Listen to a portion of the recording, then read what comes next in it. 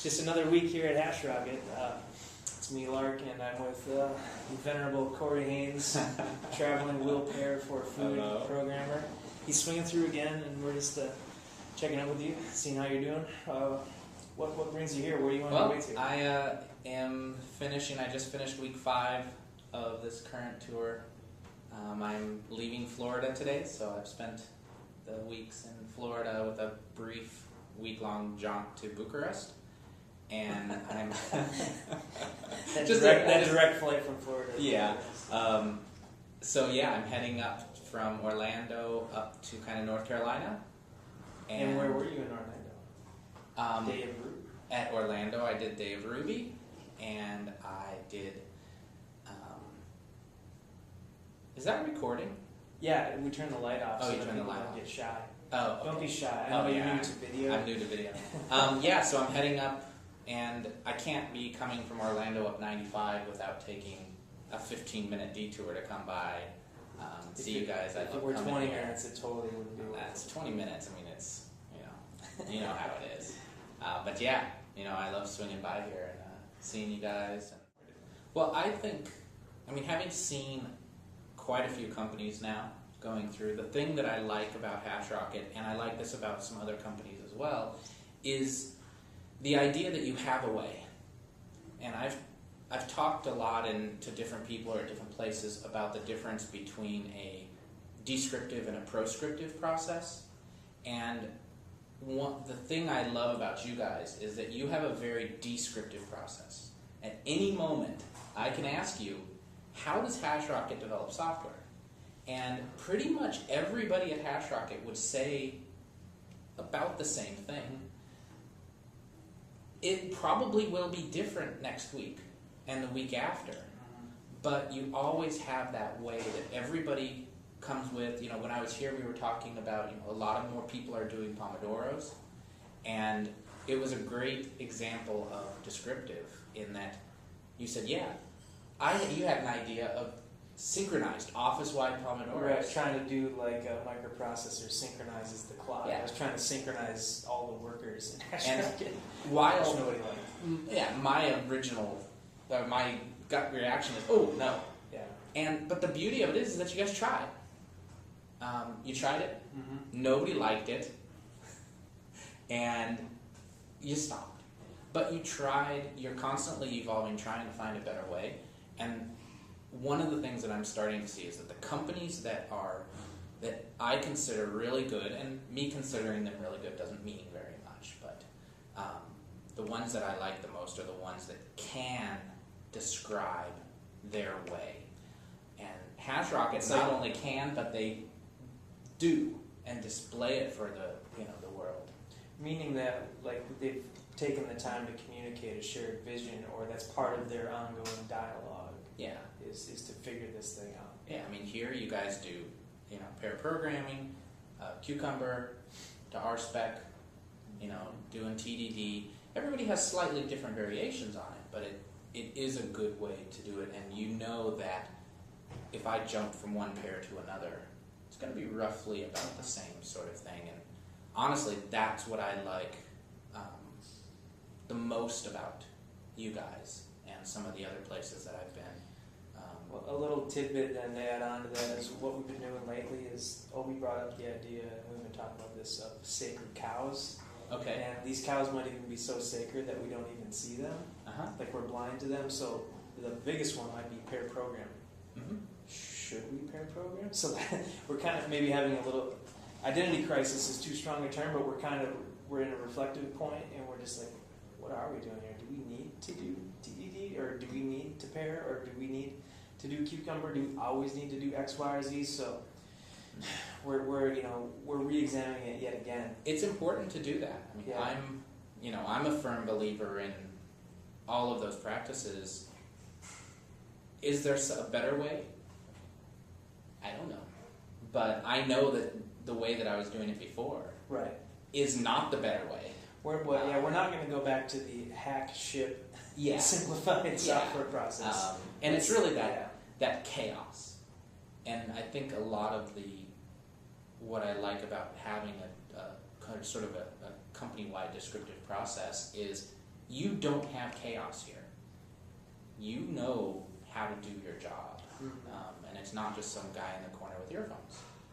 Yeah, even though we might be switching it up every week or every month or whatever, it's not like out of control. Yeah, I mean, and that's what a process is supposed to be. You're supposed to change it as you reflect on it. So going with the sacred cow thing, like what's our blind spots, or what's our biggest blind spot from an outsider's perspective? What could we do better, or what are we missing?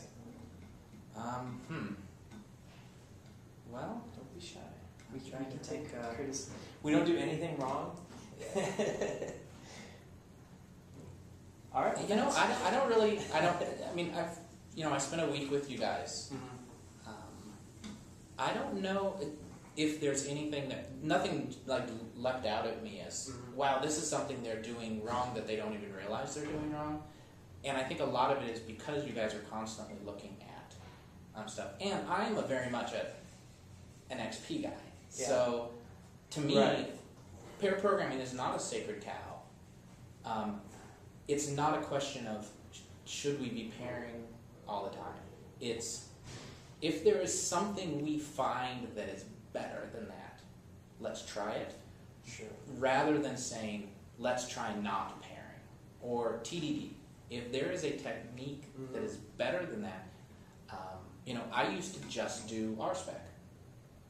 Well, there's something better than that. Now I do Cucumber leading to RSpec, leading to the code. And I wonder whether it's really that question of the sacred cow as much as is there something I can add to improve it? Because doing TDD, you guys are being successful. Stopping doing TDD, I don't think you're going to be as successful. It's really a question of adding on. But like I say, I don't have a lot of, to me, pair programming and TDD is the way to go. Right. I think, so those I would never say stop doing, alter them as you go, fooling into, I've been doing TDD for 5 years. So you're more on the tip of like continuous improvement predicated on the fact that it's just like, look, we just haven't found anything better than these core techniques. Those are non-negotiable. I think they should be non-negotiable. Yeah. They're non-negotiable of whether or not to do them. They are negotiable of something else might be better than it as a technique. And that something else is not doing it. It's, oh hey, I really think we should try design by contract. Okay, there's an actual something we can point to. Sure. I'm not a big fan at all of chaos. I think that's what you get most if you take away things. Okay then. Take that as a vote of confidence. I mean, I'm very open with people about how much I like you guys, and having worked here, it's not just that you guys do the practices that I think are valuable and good practices, but you do them a lot, and you guys are very transparent about it and open about it. And I tell people, before I came here in February, I thought, well, okay, everybody says they do pairing, everybody says they do TED. I came down here and, yeah, you guys do. And you walk the walk, and this is what you guys say you do, this is how you do it, and you put your money where your mouth is, and all sorts of wonderful little catchphrases. So I like you guys, and the fact that you're constantly trying new things. So that leads me to my next question. So when you come back, which will be August. You come through Florida again? Well, I'm coming down. I'm going to be speaking at BizConf. Oh, that's right. And so I'm going to come down for the week before BizConf and do some pairing. Do some pairing with you guys the week before BizConf. Well, we'll see what methodologies we're employing by the time August comes. I'm excited. I'll be excited to see, and keep up with you guys. Probably not too different. I don't think. I mean, it's an evolutionary process to improve. It's not revolutionary. Yeah. Well, cool, man. I appreciate the feedback and No problem. No problem. good luck in the Alright. forest. Yeah, I'm How long are you staying in the forest? just tonight. Okay. Staying in the treehouse tonight. My mother's birthday is Sunday in Fayetteville, and I figured since I'm going to be in Raleigh for 2 weeks, and I'm going to see them, my mom and my sisters, like for a total of maybe a day.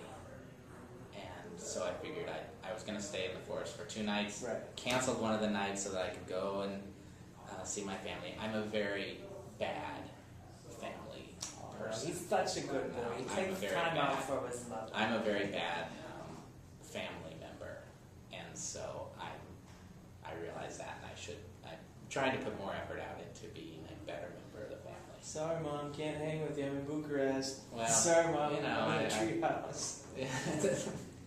I do fun things, and going to Fayetteville, North Carolina, unfortunately, drops in the priorities. But they're following you on Twitter, though, right? I don't think they Twitter. Oh, I don't think they Twitter. But everybody should be following me on Twitter. And if You just got to tweet and say, Fayetteville, what's up?